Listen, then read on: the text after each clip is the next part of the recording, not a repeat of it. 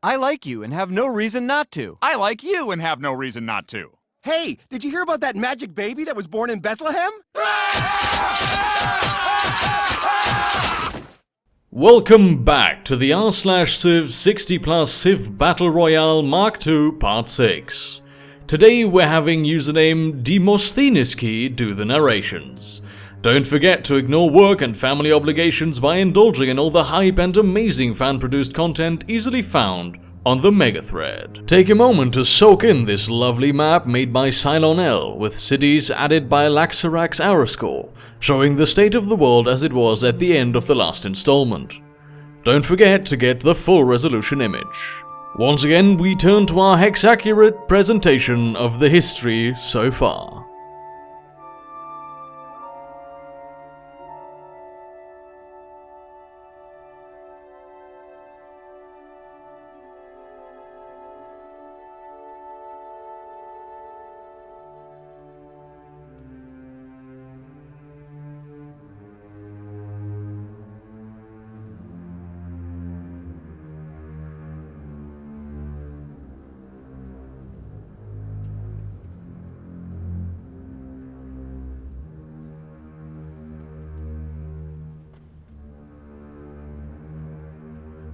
Japan holds a perilous position still. While their main island is defensible and somewhat unlikely to fall to the Dragon of China or the Magpie of Korea, did you know that the magpie is in fact Korea's national bird? I didn't. They remain a bit blocked in from settling anywhere. And unless some brilliant AI work pulls off military victories galore, turtling might be their fate. God, I'd love to live on the islands of Hawaii. It just seems nice. Look at all these composite bowmen. Now that's what I call job security. As they have a great general sneaking around Honolulu, it's quite likely that his name is Kamehameha, and that soon the fierce warriors of Hawaii shall swarm over the island of Japan in an ironic, fatey twist to history. Although it may not be the eastern lands that they conquer first, as we see here. Hawaii wants that sweet American soil. They're not alone in this, of course, it's just that most of the inhabitants want it all for themselves. Mexico has gotten its spearmen together and is finally moving on Austin.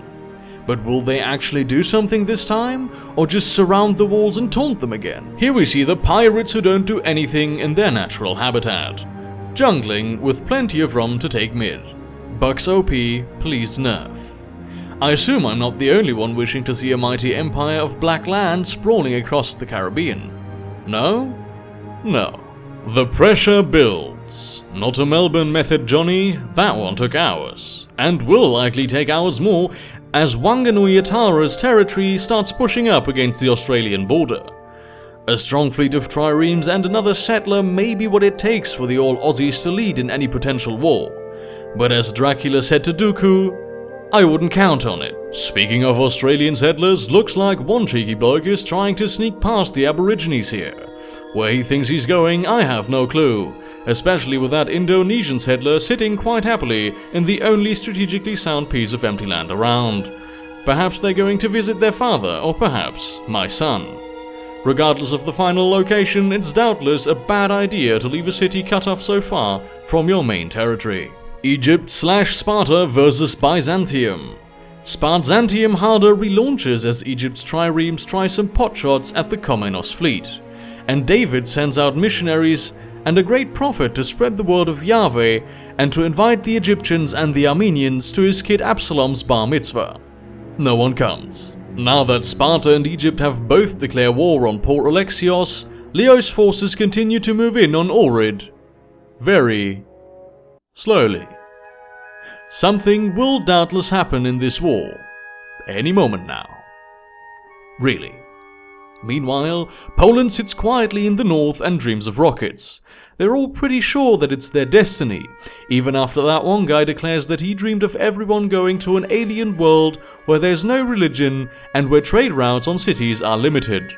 His neighbors quickly silence him, fortunately, and bury the body next to that one guy who said they could get into space by blowing things up. Maria and Elizabeth make peace, giving each other fake plastic smiles and telling each other that they will be totes besties now, and probably have a day where they wear pink. Elizabeth, at least, is probably motivated in part by the carpet of blue sitting at York's doorstep. She does have an army, of course, but it's mostly situated near Ireland. Scotland? I'll call it Scotland for now. If England declares, they would either quickly take some Irish cities or quickly get stomped by the equally strong Irish army waiting on their doorstep. Content with the spoils of the Baltimore Ravens and equally confident that he can stop any riots through good old-fashioned Texan machismo, peace is made with Lincoln. Just in time too, when no one's entirely sure if the 16th Prezi could have held off the encroaching army for much longer. It's beginning to look like America won't have much of a chance in this fight. Even if the Mexicans take Austin, it's too little, too late. Afghanistan, China and Portugal hold the top 3 places in production. If China uses their power well, I foresee trouble on the Asian front, and Portugal may be more of a contender now that peace has been made with England. Shaka, as usual, holds a bottom place spot. The Zulus, normally such a terrifying foe, seem to be only a bunch of paper tigers. What's the word for a group of tigers? A murder of tigers? Harun al-Rashid is also pretty unproductive, preferring to have grapes fed to him by a secondary wife with thoughts of feminism and freedom floating around her brain. Not enough to actually poison the grapes yet, but just enough to ensure that his wine and his brandy has a little bit of urine in it. And the problem with this sentence is that you motherfucker jumbled up the words as anagrams that make no sense. And if you do this again, I will come to your home and cut off your fingers with the sharp end of a saxophone. Meanwhile, it's a battle royale between the Sioux and the Blackfoot. While since it's only confined to one continent, it's not all that. We'll call it a Hunger Games between the 2 tribes instead. Those catapults make it look pretty likely that we'll see the loss of a city soon. I'm looking forward to it.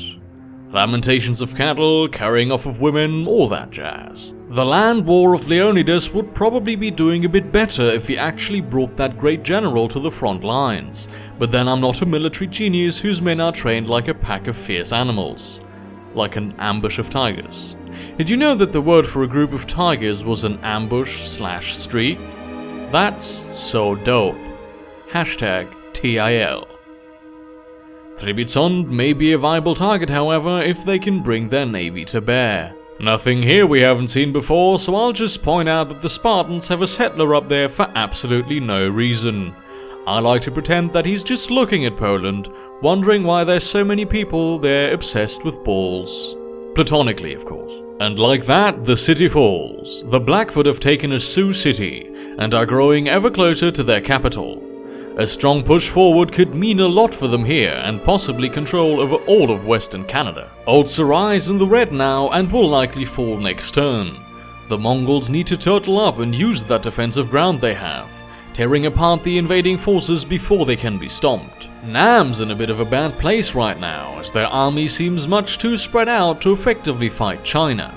Tianjin is sitting alone, but so is Holu, and the Chinese army is far more ready. Can the catapult at Haiphong be the turning point? Stay tuned. Oh, Shaka. Poor tiny Shaka. If land was a metaphor for size of certain body parts, then you would be an ironic deconstruction of the popular and sort of racist stereotype about African-originated peoples right now, instead of the butt of a rather ineffective joke about stereotypes. What I'm saying is that you have no land, and that's the problem. The Burrs will soon be the Gurs, but with an R in there, so they'll be the Gurers. I don't understand this joke. True to predictions from the peanut gallery of yours truly, Trebizond falls to the Spartans and their bronze-aged power armor, or more realistically, their fleet. Triremes appear to have significant city-bashing abilities. Perhaps more ancient civilizations should have looked in this. Nicomedia, in the meantime, falls to the yellow, though it's anyone's guess whether Egypt or Sparta will get the killsteal. Heh! Cute little Icelandic settler, everyone wave at the American trireme over there, give Lincoln our condolences and regards.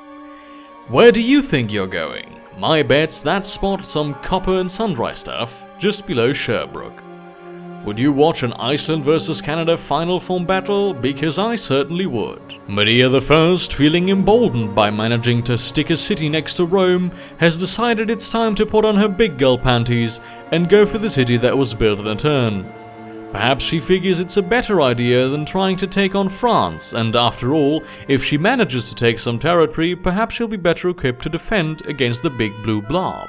Honestly though, I don't see this in the cards for her. Rome is nearly all coast, really hard to capture and really easy to defend, and her army just doesn't have what it takes to meat grinder to victory. The Afghans are trying their hardest to carpet properly, confident that with enough arrows to blot out the sun, their soldiers will have basically what are sunglasses, which will make all of them look at least 20% cooler. Nearby Mughals in Agra scoff at this and declare their cool game weak. And there goes old Sarai. Will Sabir be content with a city that was so close to his territory they could smell the breeze from it?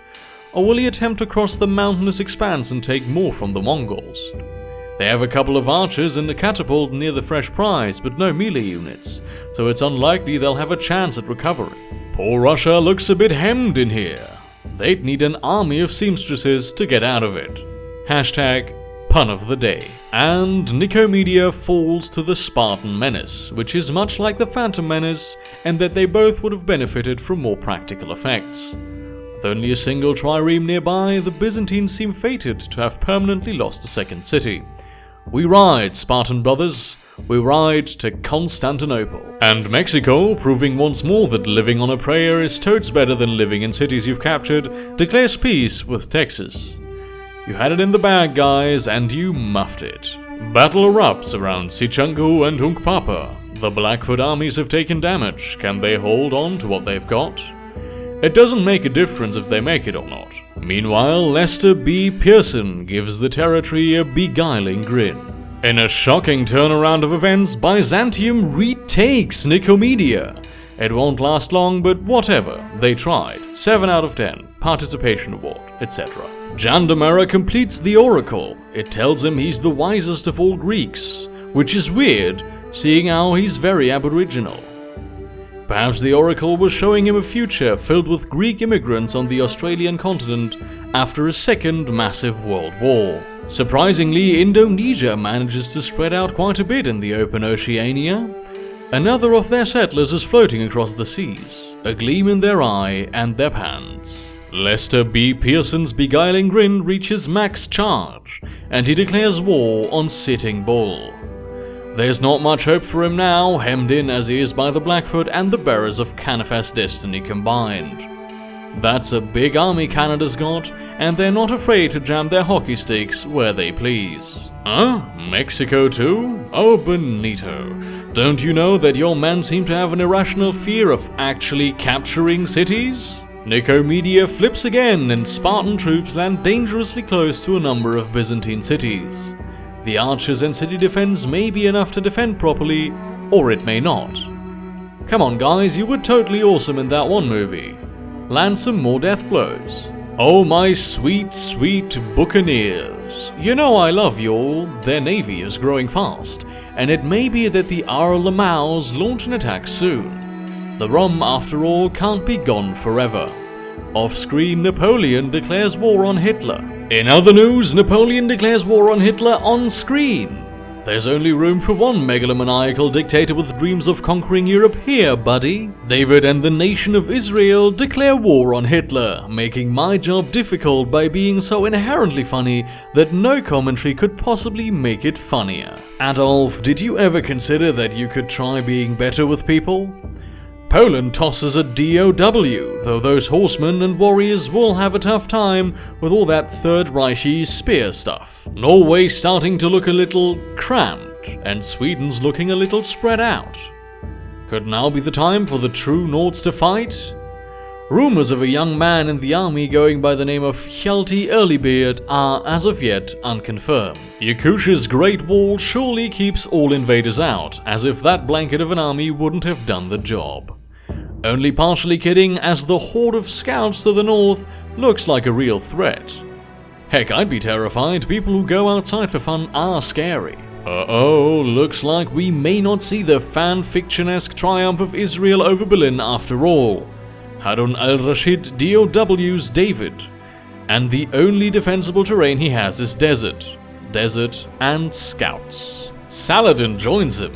Yeah, I don't think we'll be seeing any of that lovely blue and white border much longer. That's actually really depressing, both for historical parallels and because I think the colors are prettier than most others. Somehow, France has already brought Cologne down to red, and their armies have almost reached Munich as well. The history books cite the French invasion of Germany as the point wherein most prognosticators and students of alternate history started taking Advil. The armies of Australia, Kimberley and Aussie alike gather. We may be seeing war here soon. God help those lost to the spiders and spears. Also of interest is the Australian colonist working his way into the desert. Now that the Kimberley have managed it, it seems like they want some as well. Perhaps Shaka is finally tired of being at the bottom of the lists, as he's readied 2 more settlers to go and find some unclaimed land. Good luck with that, buddy, you'll need it. War brews in Africa as well. Who shall strike first? Who shall fall first? The gods do not play chess with man, but rather a fiddly little game involving lots of dice and angry accusations of cheating, along with lots of the equivalent of handing the pieces sticks of TNT and then giggling at them.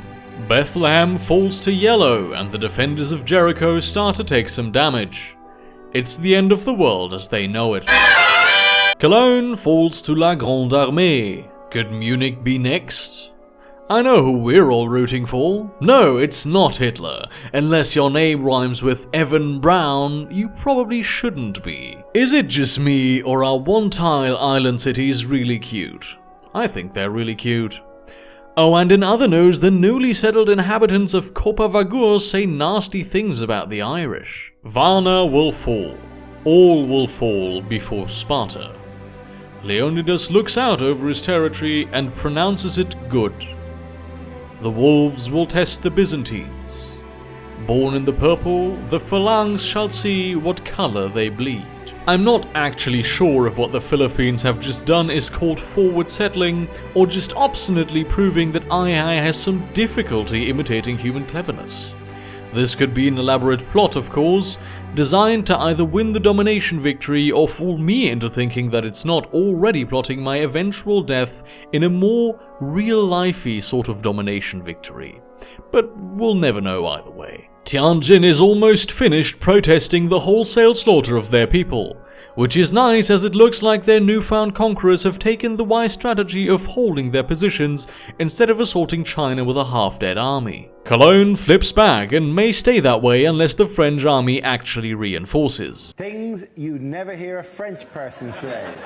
Of course it looked hopeless, but we kept fighting. Hitler makes peace with Elizabeth in the meantime and thanks his lucky camps that she isn't Churchill. American scouts cannot speak any language but American, and so spend most of their time in the north confusedly asking people where the nearest coffee shop is, and complaining about why the people here cannot cook proper American food like pizza and hot dogs, and Texan flags. The Sioux Nation is currently regretting sending out so many small cities. Nothing they can do about it now, of course, as all will go to feed the great beast of revelations, here known as Canada, dragon of which is Lester B. Pearson. Mexico's armies take damage, but move closer towards Sioux territory regardless. Sisselton seems their best bet, though if they can manage it, Wapekute will do as well. And so it begins. Constantinople, the other Rome, begins feeling the strikes upon its walls.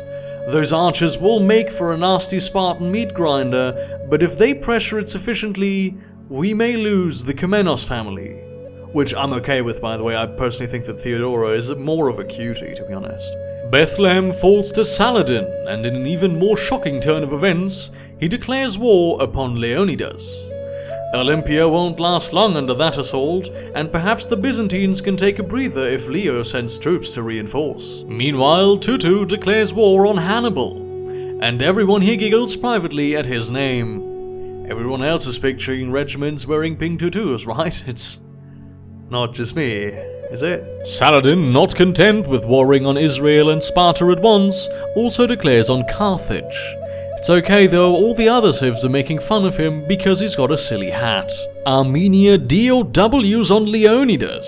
If I didn't know any better, I'd say the other civilizations deliberately ganged up on any civ that looked likely to gain a strong advantage, like some massive socio-political representation of the metaphor about the farmer who cut down all the stalks of wheat that stood taller than average. Ethiopia denounces the eyes apropos of nothing, claims they're secretly controlled by strange men with scales on their necks and grey-skinned creatures with big heads. And so we come at long last to rankings. Leading in population is Afghanistan, closely followed by the Canada crew. Behind them trail, funnily enough, both of the civilizations hopping around Australia. The Sioux hold 5th place, but not for very much longer considering most of the continent is content to elderberry their mothers. Shaka hasn't managed to do much with his settlers yet, and so remains dead last. Port David isn't much better off considering the loss of Bethlehem, and I fear shortly we'll all have to avoid making rather tasteless jokes about a certain civ's loss. It's also no surprise to see Byzantium in the 8th from last place. The Kims may nearly equal Australia in population, but Australia is the strongest civ with cities, currently holding 14. Canada ties for 4th with Jakusha, but will likely get ahead fast once Leicester's otherworldly tentacles and disarming smile capture some more. Israel is ahead of Germany this time, with a rather inept Furious leadership leaving them 3 cities and no more than that. At least if one falls, the other is likely to as well. Other civs I'm not surprised to see at the bottom of the list are the United States, Rome and Byzantium. Aussie civs love their literacy, with the twain holding positions 2 and 4 in science. Leicester's leadership ensures Canada is the 3rd place spot, while Yakusha still manages to be 1st. The Sioux's 6th place is unlikely to earn them a reprieve. It's a who is who of losers down here: Rome, Israel, Germany, the Zulus, Byzantium, and, upsettingly, my homeboys, the Irish. As they currently hold Scotland, I suggest an infusion of Mk2 and kilts. Australia is number 1 in land area, with the Inuit taking 2nd and the soon-to-be-dead Sioux holding a somewhat uncomfortable 3rd. Everyone wave at Leicester in 4th over there, folks. The Red Menace plots and plans still. We can be sure that no matter what happens to the chosen people, their religion will live on. Judaism still has a massive lead over every other religion, double what the unopposed Catholicism has in the Americas. The eyes insist that Islam is cool, but few seem to agree. We end by checking out the world religion map, and I end by consoling myself with a pretty blue color. I've always loved you, Light Teal.